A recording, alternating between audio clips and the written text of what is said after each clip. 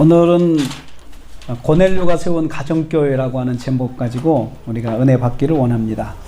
신년 말씀 사경의 네 번째 시간인데요. 가정은 교회, 생활은 선교라는 주제를 가지고 계속해서 가정교회를 세운 사람들의 성경의 그 예를 통해서 우리가 배워가고 있습니다. 오늘은 고넬료라고 하는 사람이 어떤 사람인지, 그 사람이 어떻게 믿음 생활하면서 가정을 교회로 세워갔는지 그것을 우리가 배우려고 합니다.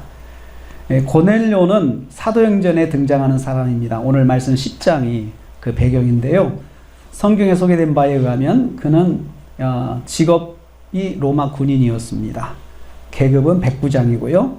그는 로마 본토에서 팔레스틴의 가이사라에 파견된 장교였습니다.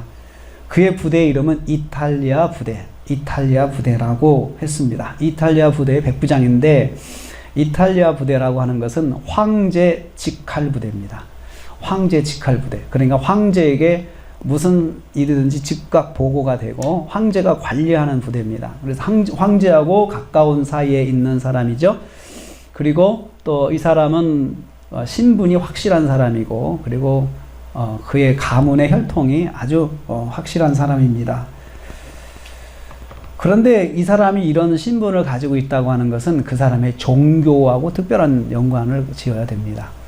로마는 다신교의 신앙을 가지고 있었습니다. 로마 장교들은 다 갈 때마다, 어디 전장에 나갈 때마다 자기의 신, 그리고 로마의 신, 황제 숭배, 또 이런 특별히 그런 다신교의 신앙을 가지고 전장에 나갔는데, 이 사람도 그런 그 신앙적 배경이 있는 사람이라는 걸 알 수 있죠. 그의 가정과 가문이 그는 황제 숭배뿐만 아니고 로마의 다신교 영향을 받고 있는 사람이고, 그런 면에서 분명히 했기 때문에 황제를 아주 신처럼 섬기는 그런 신앙적 배경을 가지고 자란 사람이기 때문에 이 사람이 하나님을 믿는다고 하는 것은 굉장히 어려운 일이다라는 것을 알 수가 있습니다. 그런데 그 고넬료는 하나님을 믿는 사람이었습니다. 그가 어떻게 하나님을 믿게 되었는지 알 수는 없지만 성경이 소개하는 그는 경건한 사람이었습니다. 그래서 경건하게 예배하는 사람이었고, 2절 말씀에 의하면 고넬료는 경건한 사람으로서 온 집안과 더불어 하나님을 경외했다라고 했습니다. 여러분, 경건하다고 하는 것은 하나님을 가까이 하려고 힘쓰는 걸 말합니다. 항상 하나님을 가까이 하려고 힘쓰는 거죠. 그래서 경건은 하나님을 닮아가는 것을 경건이라고 합니다. 그래서 하나님 말씀대로 적용하려고 그러고 그렇게 했던 거죠. 고넬료는 온 집안과 더불어 하나님을 경외했다라고 했습니다. 그래서 고넬료 혼자 하나님을 믿는 사람이 아니라, 조용히 나 혼자만 믿는 사람이 아니라 온 집안이 하나님을 섬기도록 이끈 사람이라는 걸 알 수가 있습니다. 그 집안에서 신앙적 영향력을 가지고 있는 사람이었습니다. 가족, 친지들이 하나님을 믿도록 인도한 사람이었습니다. 그의 가족과 친지들은 다 로마 사람들 아니겠습니까? 그 로마 사람들이 그 가족의 그 로마인 가족들이 다 하나님을 믿도록 인도한다는 게 얼마나 어려운 일이었을까요? 얼마나 영적 전쟁이 컸을까요? 그런데 그 사람은 어떻게 했는지는 모르지만 신앙적 영향력을 가지고 가족들이 고넬료가 말하는 것을 다 따라오게 만든 사람이었습니다. 그래서 고넬료가 우리 하나님을 믿자라고 할 때 그 고넬료의 말을 믿고 하나님을 섬기는 그런 가족들이 되었던 것입니다. 가족 친지들이 하나님을 믿도록 인도했다는 것, 그리고 그걸 통해서 그가 가정을 교회로 잘 세워가고 있는 것, 이거에 대해서 우리가 좀 뒤에 깊이 묵상을 하겠습니다. 고넬료의 생활적인 삶을 보면은 그는 백성을 많이 구제했다라고 했어요. 백성을 많이 구제했다. 그리고 항상 하나님을 섬겼다라고 했습니다. 고넬료는 성경 말씀대로 사람들을 구제하는데 많은 물질을 사용했습니다. 그리고 시간을 사용했습니다. 많이 구제했다고 강조하고 있어요. 많이 구제하는 사람이었다. 여기서 항상 하나님을 또 섬겼다. 이 섬긴다는 것은 예배하는 삶이죠. 그래서 구제와 섬김이 균형을 이루는 사람이었습니다. 그래서 섬기는 건 예배를 말하고, 또 그가 예배를 드린 것이 생활 속의 예배를 말하는 것입니다. 생활 속에서 하나님의 이름을 높이는 그 예배를 드리려고 살았고, 그리고 그것이 그의 구제 생활과 연관이 되어 있습니다. 여러분, 구제하며 사는 것, 그냥 자기가 남는 시간에 하는 것이 아니고 구제에 우선순위를 두고 하는 거죠. 그의 생활 속에서. 그러려면은 그의 직업이 백부장이잖아요. 직업 군인이잖아요. 자기가 부하들을 통솔해, 100명의 부하들을 통솔하는 그런 부대장인데 그 자기가 부대 일을 하고 그리고 또 구제 일도 해야 되려면 어떻게 할까요? 그 일이 중복될 수밖에 없어요. 중복되죠. 자기가 따로 퇴근하고 나서 구제하는 일을 할 수도 있지만 많이 하려면 중복될 수밖에 없죠. 그렇다면은 그의 업무와 관계에 대해서 자기가 도울 수 있는 것들, 자기 권한 안에서 도울 수 있는 것들은, 구제할 수 있는 것들은 또 구제하면서 그 자기가 했다는 거죠. 자기가 그런 삶을 사는 것을 볼 수가 있습니다. 직장과 생활 속에서 성경 말씀대로 살아가려고 애쓰는 사람인 것을 알 수 있습니다. 고넬료의 구제 생활이 성경 말씀인 것을 알 수 있습니다. 선교단체 중에 UBF라고 하는 데가 있습니다. UBF, 대학생 성경 읽기회라고 하는 그런 선교단체가 있는데, 이 UBF의 그 선교의 전략은 각 전공자들이 그 전공에서 탑이 되는 게 목표예요. 항상. 그 선교회는 그렇게 가르쳐요. 가르쳐서 그 분야의 탑이 되라. 그래서 뭐 무엇을 전공하든지 간에 다 박사학위를 받아요. 이 사람들은, 선교회 사람들은 그게 목표예요. 그 선교회에서 항상 도와주고 그렇게 기도하고 합니다. 그래가지고 전문 분야로 들어가요. 그리고 이분들이 대부분 그 자기 분야에서 헤드십을 갖고 있으면서 리더십을 가지고 있죠. 그런데 이분들의 하는 일이 목표가, 그렇게 된 목표가 선교에 있어요. 선교. 그래서 자기 분야에 대해서 일을 하면서 그 부분에서 영향력을 미치는 거죠. 그리고 남는 시간, 자기가 퇴근한 시간, 나머지 시간은 다 제자 양육을 위해서 써요. 자기가 만난 사람들, 하나님의 말씀, 성경을 소개하고 성경 말씀을 가르치는 그 일을 위해서 사용을 합니다. 그래서 그분들은 선교를 나가도, 해외를 나가도 다 그 국가에, 그 나라에 나라의 국가기관에 다 들어가요. 이 사람들은. 국가기관에 들어가서 자기 전문 분야를 가지고 그 분야에 들어가 가지고 거기서 자기가 일을 하면서 남는 시간 가까이 있는 사람들 선한 영향을 미쳐 가지고 하나님의 말씀을 가르치고 또 관심 있는 사람의 성경을 가르쳐주고 성경을 알려주는 일에 힘쓰고 있습니다. 이 사람들은 자기 일이 곧 선교라고 하는 마인드를 가지고 있어요. 그래서 자기 분야에 대해서 탑에 위치해 있으면서 가까이 있는 사람들에게 선한 영향을 미치고 또 그분들이 실제로 그렇게 열매를 맺고 사는 삶을 삽니다. 그래서 어느 나라에 가든지 간에 이 사람들은 거기서 또 자기가 있다가 또 거기서 어느 정도 시간이 되면은 다른 나라에 또 이력서를 넣어가지고 그 나라의 또 전문기관에 들어가게 됩니다. 자기를 필요로 하는 기관, 자기를 필요로 하는 나라에 가서 거기서 월급을 받아가면서 그리고 꼭 그 나라에 필요한 사람으로서 선교일을 감당하는 사람이죠. 고넬료가 꼭 그와 같은 사람입니다. 그 나라에서 아주 중요한 사람, 중요한 역할을 하는 사람이면서 그는 믿음의 선한 영향력을 미치면서 사는 사람이 되었던 것입니다. 그게 고넬료의 그런 삶의 모습이었습니다. 고넬료는 기도하는 사람이었습니다. 3절 말씀을 보면 그는 정기적으로 기도 생활을 했습니다.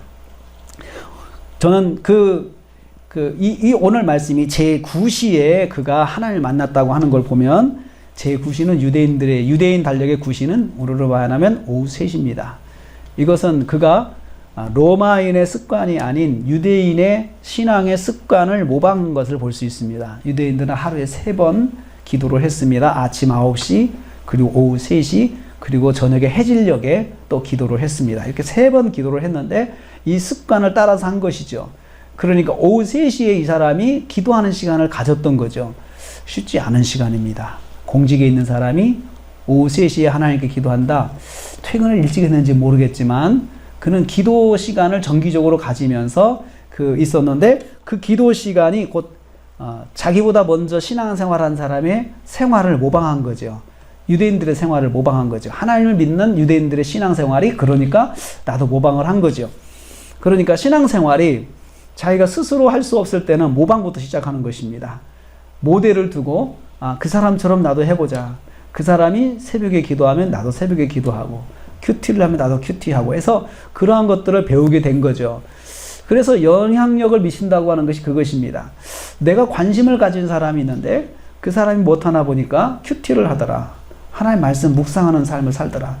그 사람이 나한테 그걸 가르쳐 준 건 아닌데 그 사람처럼 나도 믿음 생활 하고 싶은데 보니까 그 사람이 말씀 묵상하더라. 그러면 따라하기 시작합니다.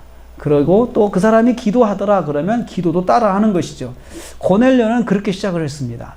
그래서 하나님과 만나는 깊은 기도를 한 것이죠. 그의 구제 생활도 유대인들의 구제하는 것, 성경에 말하고 있는 그 구제하는 모습과 유대인들의 구제하는 삶을 그가 모방한 것입니다. 그래서 그는 생활 속에서 매우 신실했고 그리고 실천하는 신앙생활을 했던 것이죠. 배우고 실천하는 생활. 나보다 먼저 믿음 생활하는 사람한테 배우고 그리고 그것을 실천하는 생활을 했던 것입니다. 이 기도 시간에 고넬료는 하나님의 특별한 은혜를 입게 되었습니다. 날마다 기도했지만 날마다 특별한 은혜가 임한 것은 아니었습니다. 어느 날 성령께서 고넬료가 베드로를 통해서 베드로를 청해서 만날 것을 말씀해 주신 것입니다. 5절 말씀입니다. 내가 지금 사람을 요바에 보내서 베드로라 하는 시몬을 청하라는 분명한 음성으로 성령께서 베드로를 고넬료의 집으로 초청하라고 이렇게 말씀을 해 주신 거죠. 한 번도 만난 적이 없는 베드로에게 사람을 보내서 초청하라고 말씀하신 것입니다. 고넬료는 주저하지 않고 순종합니다. 나는 그 사람 알지 못하는데요. 그 사람과 가깝지도 않은데 한 번도 본 적이 없는데 어떻게 그렇게 하라는 것입니까? 이렇게 말하지 않고 알았습니다 하고 바로 순종한 거죠. 그래서 고넬료는 성령의 인도하심에 순종해서 베드로에게 사람을 보냈습니다. 이 고넬료의 모습은 기도 시간에 받은 말씀은 순종하는 그런 모습입니다.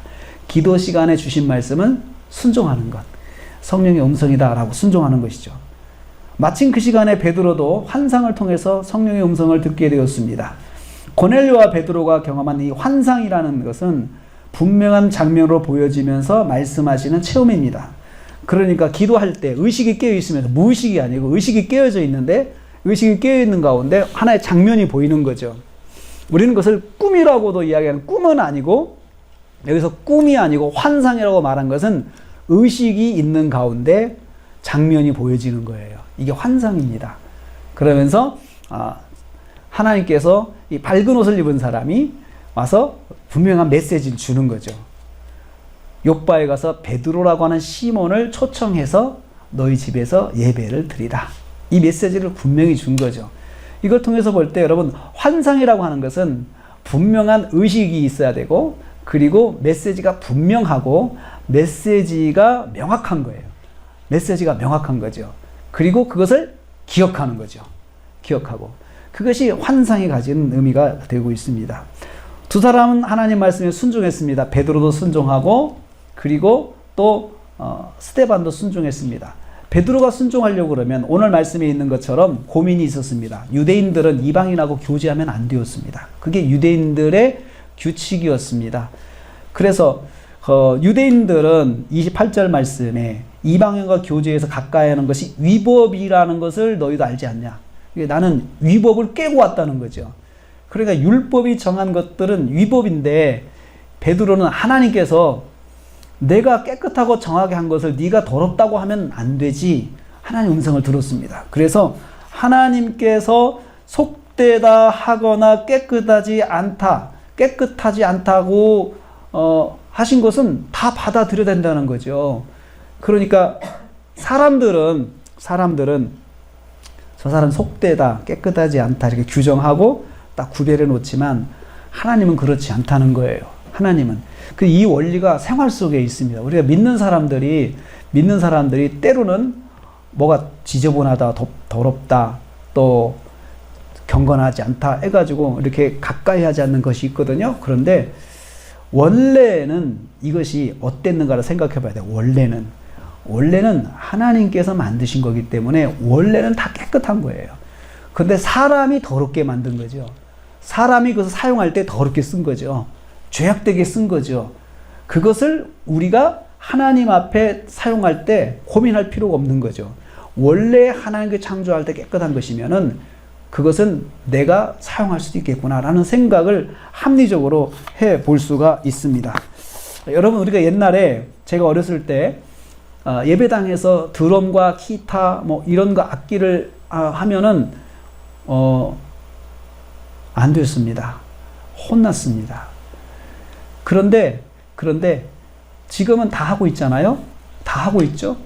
아주 그렇게 그 혼냈던 그 교회 목사님도 그걸 막 즐기는 걸 봐요. 엔조이하시는 걸 보는데 그게 그런 원리가 그것입니다. 하나님께서 모든 악기도 하나님을 찬양하는데 구약의 시편에 보면 온갖 악기들이 다 동원이 됐어요. 그리고 그것을 이제 유행가를 하는 사람들이 사용을 했어요. 근데 우리는 그것만 생각하고 이 악기는 유행가 하는 사람들이 일반 음악 하는 사람들이 쓰는 거다라고 생각하면서 악기를 사용하지 않은 거죠. 그리고 악기 사용하는 것을 굉장히 부정하게 본 것입니다. 그런데 원래는 그것이 아니었기 때문에 어느 순간 이것이 교회 안에 들어오기 시작했어요. 그래서 선한 것은 하나님께서 선하게 한 것은 우리가 더 선하게 깨끗하게 사용하면은 우리가 얼마든지 사용할 수 있다는 것이죠. 그 원리를 성경에서 많이 이야기하고 있습니다. 고넬료가 이제 베드로를 모시고 이제 자기 집에 모시고 왔습니다. 이것이 오늘 읽은 말씀의 시작입니다. 베드로를 만난 고넬료가 엎드려서 예를 갖췄죠. 사실은 고넬료는 사회적으로 신분이 높은 사람입니다. 그리고 그는 식민지, 유대를 지배하는 식민지의 공무원이에요. 그렇기 때문에 누가 인사를 해야 됩니까? 베드로가 인사를 해야 돼요. 사실은 예를 갖춰야 돼요. 그런데 고넬료가 먼저 예를 갖췄습니다. 그것은 베드로의 영적 권위를 존중한 것이죠. 영적 권위를 존중해서 엎드려서 예를 갖췄습니다. 그럴 때 베드로가 나 다 같은 사람이다 그러지 말아라고 했습니다. 베드로의 의식구조죠. 하나님 앞에서는 다 똑같은 사람이니까 그렇게 경배하듯이 절하면 안 된다. 사람한테 그것을 여기서 말을 해주고 있습니다. 고넬료는 이 모든 과정을 자기 가족과 친척들이 함께하는 가운데 진행했다는 점을 우리는 집중해야 됩니다. 거기에 대해서 한번 봐야 됩니다. 거기 24절 말씀에 보면 그렇죠. 그의 친척과 가까운 친구들을 모아놓고 기다리고 있었어요. 그의 친척과 가까운 친구들. 그러니까 지금 베드로가 오는 그 시간에 맞춰가지고 미리 그의 가족들이 다 모였습니다. 그리고 그의 친구들도 불러 모았습니다. 친구들 중에서 직장 동료들도 있겠죠. 직장 동료들, 또 그런 친구들, 이 고넬료의 말을 듣고 지금 함께 자기 고넬료 집에 온 것입니다. 고넬료는 자기 가족과 친척들이 함께 하나님을 경외했다고 이미 말씀을 했습니다. 고넬료는 가족들을 하나님을 믿는 믿음으로 이끌어 주었던 것입니다. 여기에 고넬료가 보여주는 가정교회에 대한 말씀이 있습니다. 33절 말씀 한번 보겠습니다. 33절 말씀 같이 보겠습니다. 읽습니다. 내가 곧 당신에게 사람을 보내었는데 오셨으니 잘하였나이다. 이제 우리는 주께서 당신에게 명하신 모든 것을 듣고자 하여 다 하나님 앞에 있나이다. 우리가 주께서 당신에게 명하신 모든 것을 듣고자 하여 다 하나님 앞에 있나이다. 우리가 다 하나님 앞에 있다. 이렇게 말을 했습니다. 우리는 고넬료와 그의 가족과 친척들 그리고 친구들을 말합니다. 여기서 그와 함께하는 동료들 몇이 더 있죠. 분명한 것은 고넬료의 가족과 친척들이 다 모였다는 것이죠.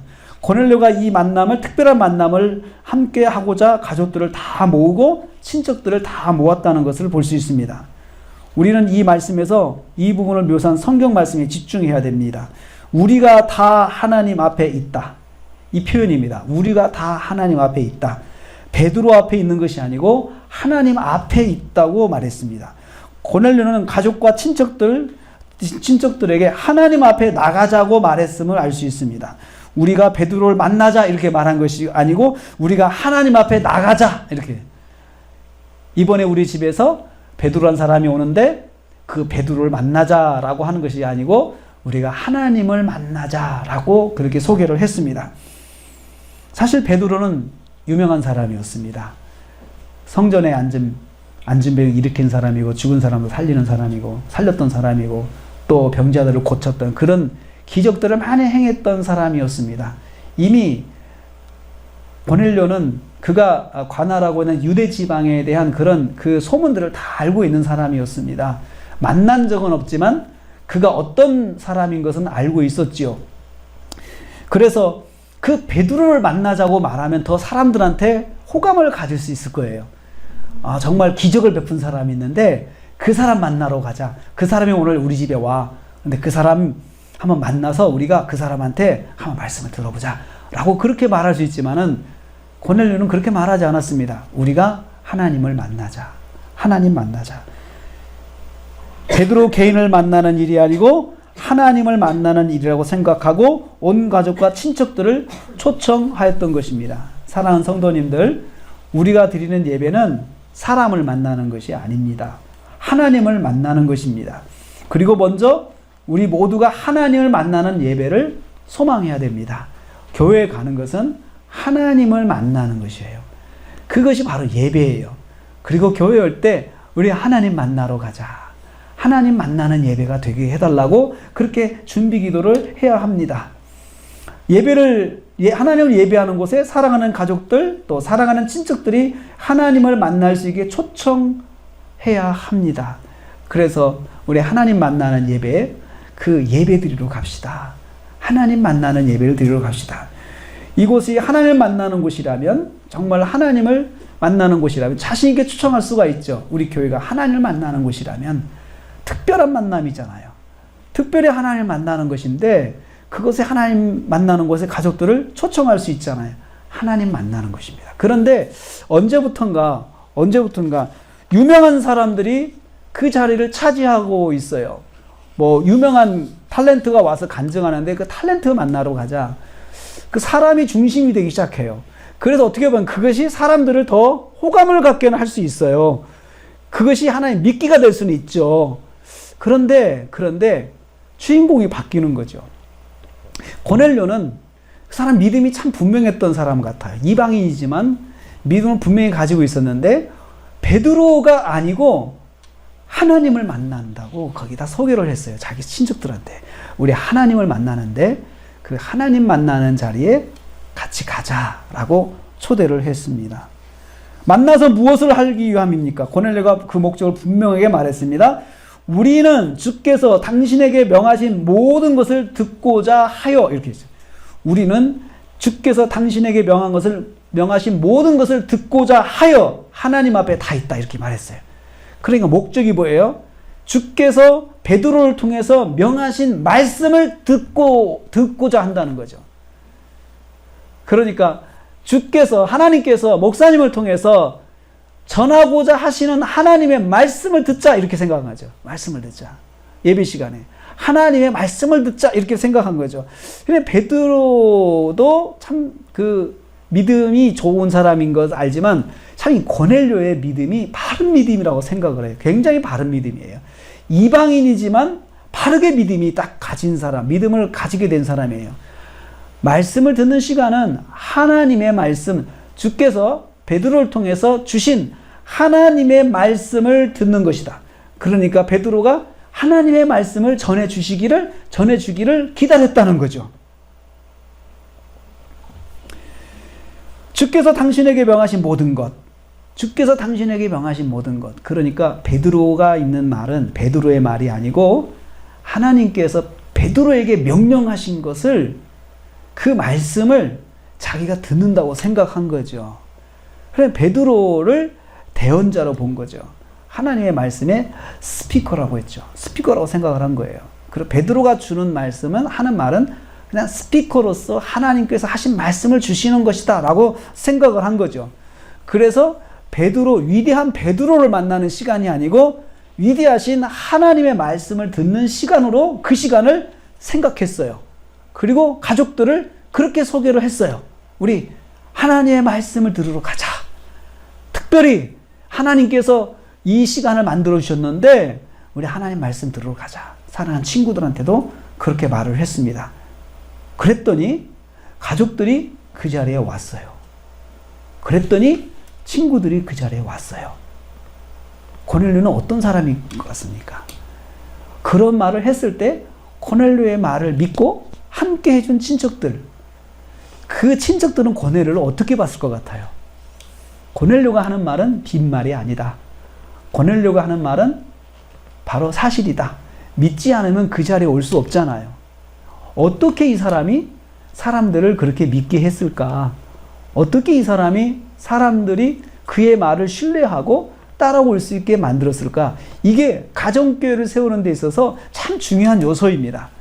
예수 믿는 내가 나를 통해서 우리 가정을 교회로 세울 때 어떻게 해야 되는지 고넬료가 우리한테 보여주고 있습니다. 그냥 무조건 오라고 하는 것이 그것이 그 교회를 세우는 것이 아닙니다. 무조건 이렇게 해야 된다. 무조건 이렇게 해야 된다. 강조하고 그걸 주장하는 것이 그게 교회를 세우는 좋은 방법은 아닙니다. 고넬료가 어떻게 가정교회를 세웠는지 전 세 가지를 봤습니다. 첫째는 개인적으로 하나님을 경외하는 신앙생활을 했습니다. 이 사람은 개인의 신앙생활이 하나님을 경외하는 진지한 모습이 있었어요. 진지한 모습. 그러니까 누가 봐도 이 사람은 하나님을 섬기는 사람이라는 것이 보여진 거죠. 하나님을 경외한다는 것이 무엇입니까? 히브리서 11장 6절 말씀에 가지고 있는 믿음을 가지고 있는 거죠. 하나님은 살아계셔. 하나님 역사하셔. 이 믿음을 가지고 그가 무슨 일을 만나든지 간에 이 원칙을 가지고 있어요. 하나님 살아계시지. 하나님 역사하시지. 그리고 어떤 상황을 만나든지 간에 거기에서 출발해가지고 문제를 해결해 나가기 시작했어요. 하나님이 계시고 살아 역사하시는 분임을 믿었어요. 그래서 그걸 가지고 무슨 일을 만나든지 살아계신 하나님을 믿고 결단했어요. 하나님이 역사하시는 분을 믿고 기대를 했어요. 그리고 그 역사하시고 살아계신 하나님을 믿고 기대할 때 어떤 모습이 있습니까? 기도하는 거죠. 흔들리지 않고 기도하는 하나님 어떻게 해야 됩니까? 기도하는 거죠. 그래서 그러한 믿음을 10장 2절 말씀에 사도행 10장 2절 말씀에 이렇게 표현했습니다. 그는 경건하고 그는 경외하며 항상 하나님께 기도했다. 무슨 일을 만나든지 간에 그는 어떤 상황 속에서도 경건한 삶을 살았습니다. 하나님을 더 가까이 하는 삶을 살았고 그리고 하나님을 두려워하는 삶을 살았어요. 그리고 항상 하나님께 기도했어요. 두 번째, 사회생활 속에서 그리스도인으로 살았습니다.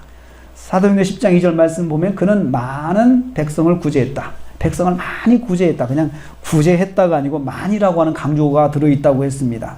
삶의 현장에서 만나는 사람들 중에 도움이 필요한 사람을 도와줬습니다.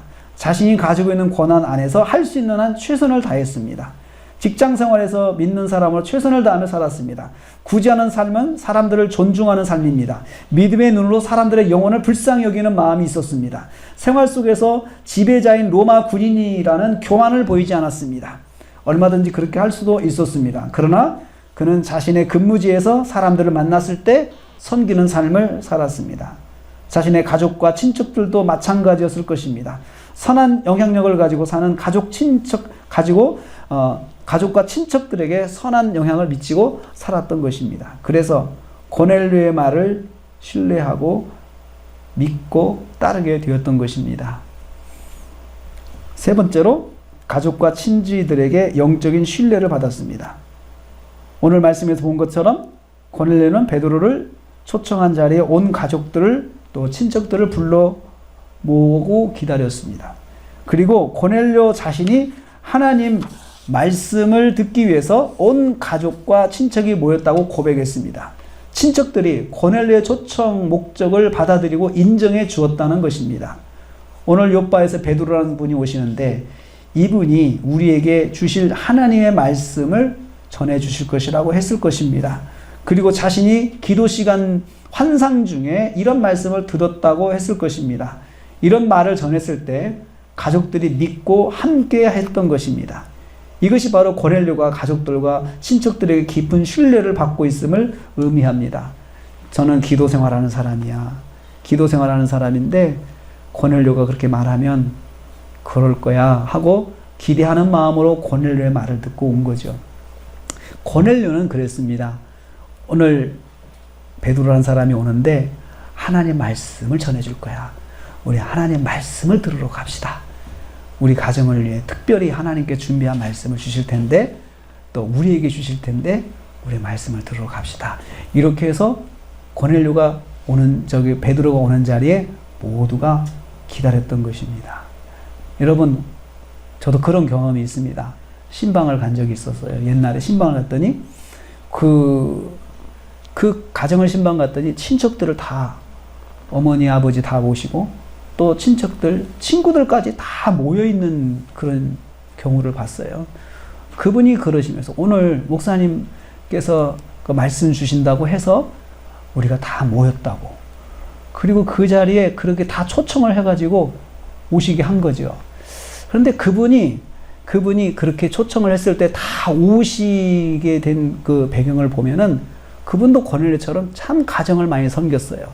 가정을 많이 섬기고 친척들을 섬겼어요. 그리고 친구들도 섬겼어요. 그러니까 이분이 그렇게 오늘 우리 집에서 말씀을 듣는데 좀 같이 오시라고. 내가 저녁을 준비할 테니까 우리 같이 저녁 먹고 나서 같이 우리 은혜 받자고 그렇게 초청을 하니까 가니까 한 가족이 다 모여 있어요.